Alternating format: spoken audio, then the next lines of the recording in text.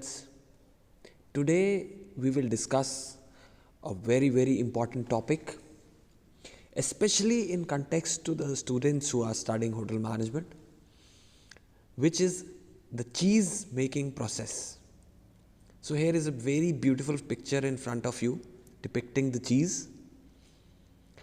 चीज़ के बारे में बात करने से पहले कुछ फैक्ट्स की बात कर लेते हैं.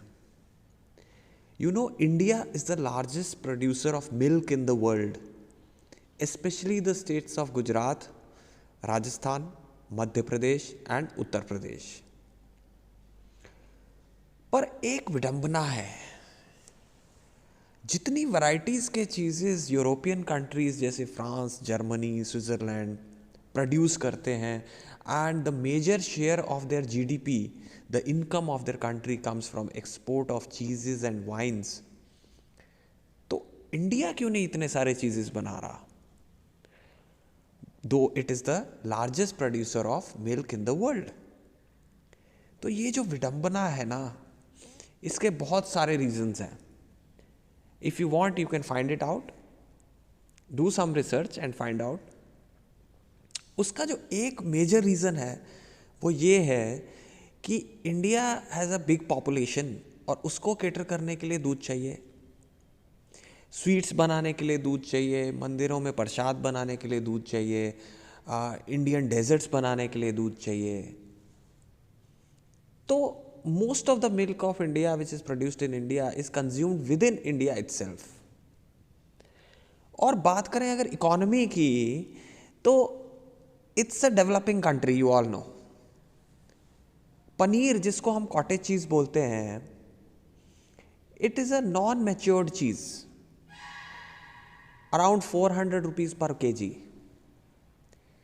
तो घर पे जब कोई स्पेशल मेहमान आते हैं या कोई स्पेशल डे होता है, किसी का बर्थडे होता है, तो ही मिडिल क्लास फैमिली पनीर ला के उसको बनाती है and it's one of the specialities. Paneer को हम लोग मानते हैं as a equivalent to non vegetarian fish and meat and chicken. तो जो लोग नॉन वेजिटेरियन नहीं खाते उनके लिए सबसे ऊपर है पनीर. उनको किसी पार्टी में, शादी विवाह में अगर पनीर के डिशेस मिल गए तो it's a heaven for them, it's the best thing. Similarly European countries में क्या है कि उनका रेगुलर मील का पार्ट है cheese. Starting from the breakfast, lunch, dinner, everything has some component of cheese. जैसे कि मैंने सूप्स के वीडियो में भी बात करी थी कि हमारे लिए जो सूप है इंडियंस के लिए, it's something special, something exclusive, but for Europeans it's a daily affair. Similarly cheese and wine is a daily affair. तो एक रीज़न हो गया इकोनॉमी. उनकी इकोनॉमी डेवलप्ड है, people have more spending power, more money in their pockets to spend on their favourite foods. So this may be one of the reasons कि ये countries अपना इतना सारा दूध चीज़ में कन्वर्ट करती हैं. And there are various varieties of cheese. Indian markets में मिलते भी नहीं हैं. आप किसी सुपरमार्केट में चले जाएंगे तो mostly you will find cheddar, mozzarella, Gruyere, Camembert, ये 4-5 जो वर्ल्ड फेमस चीज़ें हैं ये आपको शायद देखने को मिल जाए. लेकिन around 200 varieties of cheese exist. You will not be able to find them in Indian supermarkets as well. तो सबसे अच्छा तरीका क्या है? अगर आप एक शेफ़ हैं और एक 5 स्टार होटल में काम करते हैं, you will get a chance to see different varieties of cheese brought in from different countries around the world which are imported in a 5-star hotel. तो शेफ़ के बनने के साथ बहुत सारी अच्छी चीज़ें एसोसिएटेड होती हैं. आप वो देखते हैं, वो सीखते हैं जो जनरल पब्लिक को मालूम नहीं है. और फूड से ज़्यादा ज्ञान, आई हैव टोल्ड ऑलरेडी, कि जिस तरीके से आप अलमाइटी को, गॉड को कभी पूरी तरह जान नहीं सकते, फूड को भी कभी पूरी तरह जान नहीं सकते. As our Indian philosophy says, अन्न ही भगवान है, अन्न ही ईश्वर है, because it keeps us alive. There is a logic in that. So you'll never get to know completely about food, but you should keep on researching and knowing about food. Okay, so let us start with the cheese making process. मेरा एक video है milk and dairy products में, जिसमें आप चीज़ की different varieties के बारे में जान सकते हैं. You can watch that video, milk and dairy products. With pictures I have shown in that video, what are the different varieties of cheese, which country do they come from, what is the special feature of that cheese. आज बात करूंगा चीज making process का. 8 simple steps में I will explain you how cheese is manufactured. I am talking about matured cheeses जिनकी shelf life होती है, not like cottage cheese जिसको आप जानते हैं, पनीर जिसकी शेल्फ लाइफ नहीं होती है. Right, so let us start. The first step is intake of milk. तो इंडिया में जैसे अमूल कोऑपरेटिव सोसाइटी है, बानस डिस्ट्रिक्ट इन गुजरात में, आनंद भी बोलते हैं उसको, आनंद विलेज है. तो what happens in this cooperative plants, Verka है, सुपर है, अमूल है, ये जो मिल्क प्लांट्स होते हैं ना, यहाँ पे मिल्क कलेक्शन होता है फर्स्ट स्टेप. तो मिल्क इनटेक होता है. क्वालिटी चीज बिगिंस विद वन की ingredient, that is quality milk. Before the cheese making process begins, incoming milk is first tested for quality and purity. कोई disease तो नहीं है, कोई बैक्टीरिया तो नहीं है, उसको टेस्ट किया जाता है. It takes approximately 10 pounds of milk to make 1 pound of cheese. Now this is very very important for you. 1 pound is around 455 grams. तो इन्होंने बताया है कि 455 ग्राम चीज़ बनाने के लिए आपको 4550 ग्राम ml मिल्क चाहिए. Okay, it's the ratio is 1:10. So you should know कि पनीर बनाने के लिए अगर 10 किलो दूध लेंगे तो 1 किलो पनीर बन सकता है, बशर्ते कि वो दूध अच्छी क्वालिटी का है, उसमें फैट अच्छी मात्रा में है और उसमें वाटर कम है, मिलावट नहीं की गई, अडल्ट्रेशन नहीं है. Okay, so first step is intake of milk, collection of milk. Then second is standardisation. Next the milk is weighed, उसका वजन लिया जाता है. Heat treated or pasteurized. Pasteurization is the process to kill the microorganisms, harmful bacteria present in the milk. तो इसमें क्या करते हैं, आप तकरीबन 72 डिग्री सेंटीग्रेड तक मिल्क को हीट करते हैं और इमीडिएटली कूल डाउन करते हैं to bring it at a lower temperature which kills most of the pathogens. This is the pasteurisation process. HTST होता है which is high temperature short time pasteurisation process. उसमें आप high temperature short time के लिए apply करते हैं और milk pasteurised हो जाता है. इसलिए दूध के पैकेट के ऊपर लिखा रहता है pasteurised milk. It ensures product safety and uniformity of the product. ठीक है, उसका शेल्फ लाइफ बढ़ जाता है दूध का. तो अभी तक जो हम बात कर रहे हैं ना, हम दूध की बात कर रहे हैं. The same process applies for packed milk. तो पैक्ड मिल्क जो आपको बाजार में मिलता है वो भी इसी तरीके से तैयार किया जाता है. Third is starter culture. अब यहाँ से हम लोग अलग हो जाते हैं, हम चीज़ मैन्युफैक्चरिंग स्टेप पे आ जाते हैं. Starter cultures which are basically microorganisms और good bacteria are added to start the cheese making process. They help determine the ultimate flavor and texture of the cheese. Next, a milk clotting enzyme known as rennet, which is found in the stomach of the calf. तो काफ के बछड़े के stomach में एक enzyme होता है जिसका नाम है rennet, which is used for curdling the milk during the cheese making process. दूध को फाड़ने के काम आता है. तो यहाँ आप नींबू से नहीं दूध को फाड़ रहे हैं जैसे पनीर बनाने के लिए नींबू से फाड़ते हैं, यहाँ आप रेनेट से फाड़ रहे हैं. जिन लोगों को लैक्टोस इंटॉलरेंस हो जाता है, मींस डेयरी प्रोडक्ट्स या मिल्क से एलर्जी होता है, तो डॉक्टर या फिर उनको दूध हजम नहीं होता है तो डॉक्टर उनको रेनेट का गोली प्रिस्क्राइब करते हैं, because rennet breaks down the milk into its smaller components and then it is easily digestible by the body. Rennet के टैबलेट्स मिलते हैं बाजार में. तो रेनेट को यूज करके दूध को कर्डल किया जाता है, coagulate the milk forming a custard like mass. तो अब जब दूध फटता है, जैसे आप दूध को फाड़ के पनीर बनाते हैं, छेना बनाते हैं और पानी अलग हो जाता है, ये जो पानी निकलता है इसको हम वे बोलते हैं टेक्निकल लैंग्वेज में, WHEY. और जो सॉलिड मास बच गया आपके पास, that is known as curd, CURD. ये कर्ड दही वाला कर्ड नहीं है, मैं आपको टेक्निकल शब्द बता रहा हूँ, whey and curd. After mixing rennet, after mixing the culture, now culture जो माइक्रो ऑर्गेनिज्म आपने मिक्स किया, that is responsible for developing the flavour of that cheese, because each cheese is unique. वो unique कैसे बना, उसके culture से बना, उसके मेकिंग प्रोसेस से बना, कौन सा उसमें आपने एंजाइम डाला, कितने टेम्परेचर पे डाला, कितने टाइम उसको मैच्योरेशन किया, किस कंडीशन में मैच्योर किया, that makes a difference in the flavour, texture and smoothness of the चीज, क्रीमीनेस ऑफ द चीज. So next step is cutting.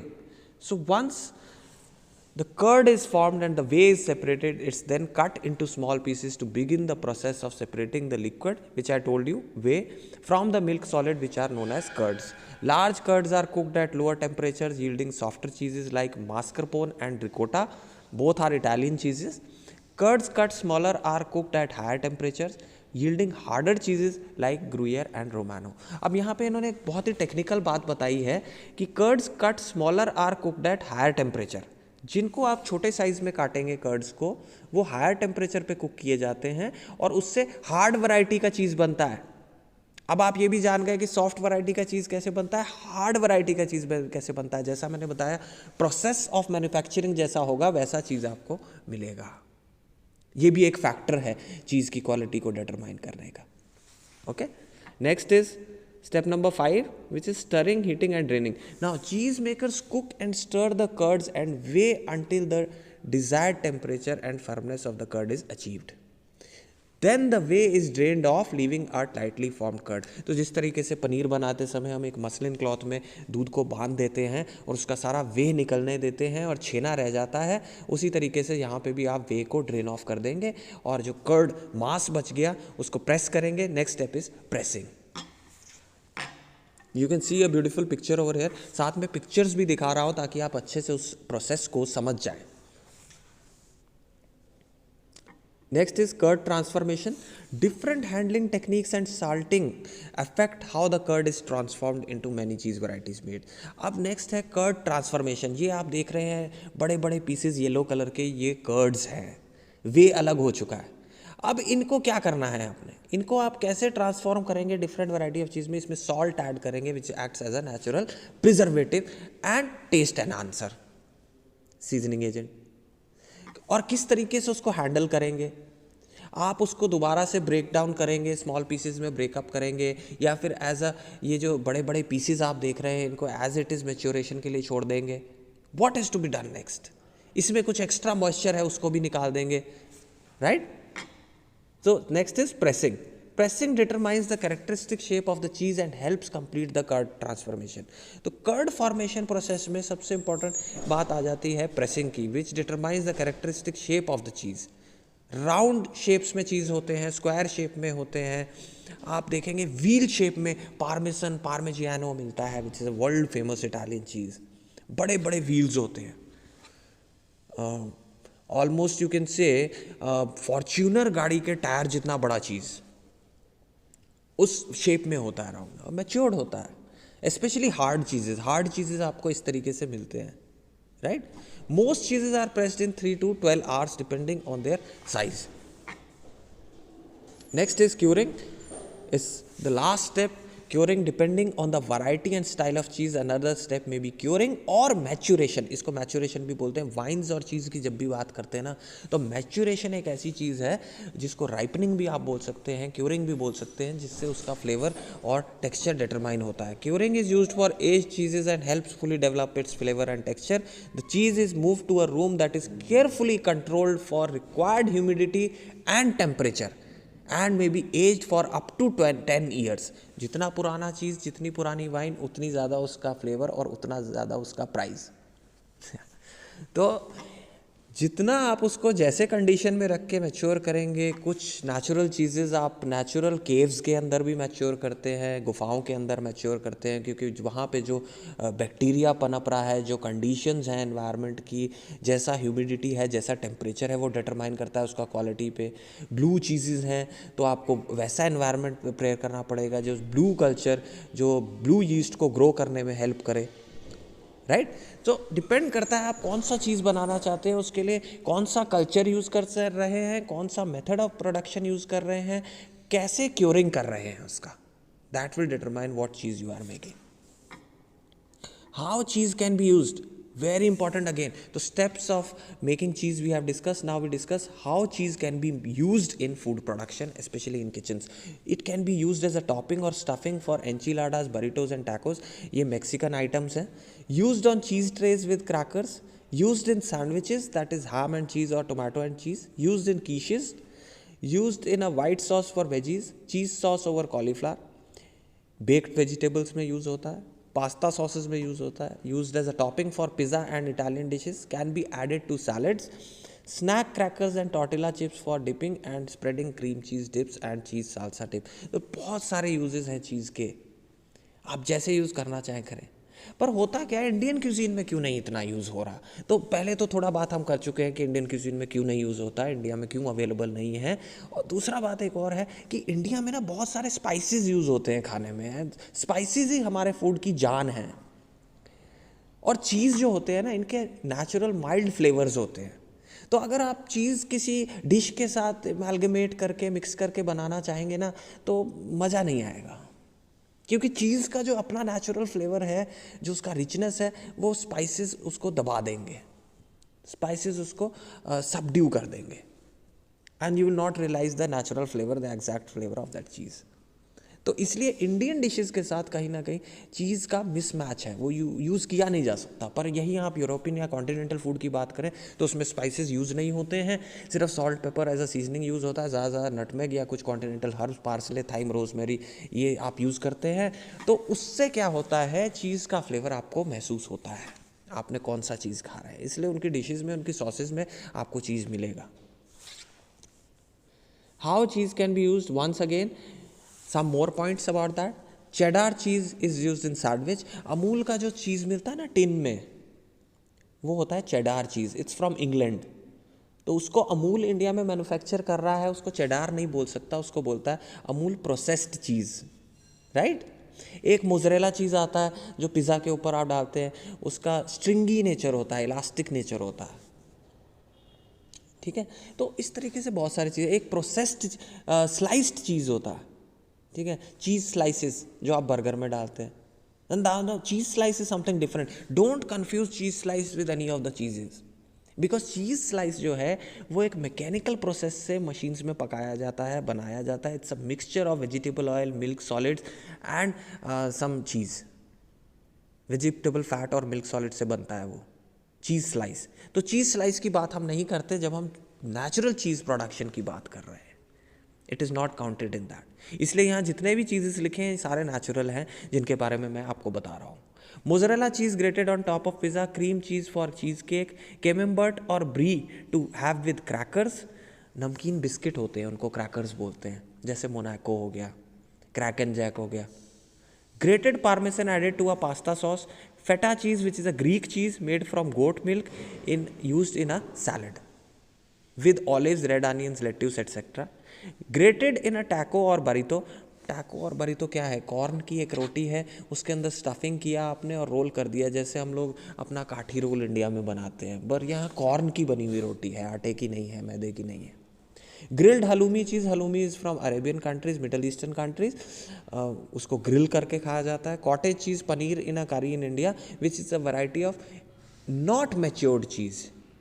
Okay, the cheese which is not matured, it is a fresh variety of cheese, hence known as cottage cheese. Very less shelf life. आप पनीर को 2 या 3 दिन ज़्यादा से ज़्यादा रख सकते हैं, वो भी अगर फ्रिज में रखेंगे तो, नहीं तो वो ख़राब होने लगता है.